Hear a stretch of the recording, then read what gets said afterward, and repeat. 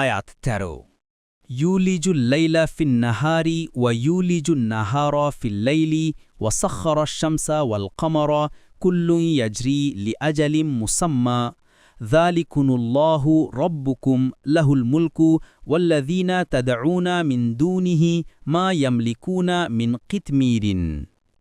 অনুবাদ: তিনি রাতকে দিনে প্রবেশ করান এবং দিনকে প্রবেশ করান রাতে। তিনি সূর্য ও চাঁদকে করেছেন নিয়মাধীন, প্রত্যেকে পরিভ্রমণ করে এক নির্দিষ্ট সময় পর্যন্ত। তিনি আল্লাহ, তোমাদের রব, আধিপত্য তারই। আর তোমরা তার পরিবর্তে যাদেরকে ডাকো, তারা তো খেজুর আঁটির আবরণেরও অধিকারী নয়। তাফসির ১ নং ফুটনোটের বিবরণ।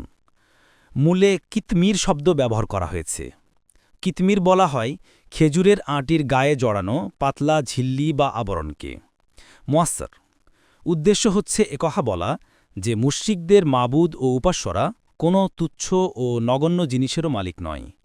তারা যে সমস্ত মূর্তি, কতক নবী ও ফেরেস্তার পূজা করে, বিপদ মুহূর্তে তাদেরকে আহ্বান করলে প্রথমত তারা শুনতেই পারবে না, কেননা তাদের মধ্যে শ্রবণের যোগ্যতাই নেই।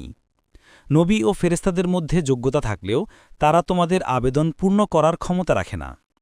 আল্লাহ তাআলার অনুমতি ব্যতীত তারা তার কাছে কারোর জন্যে সুপারিশও করতে পারে না।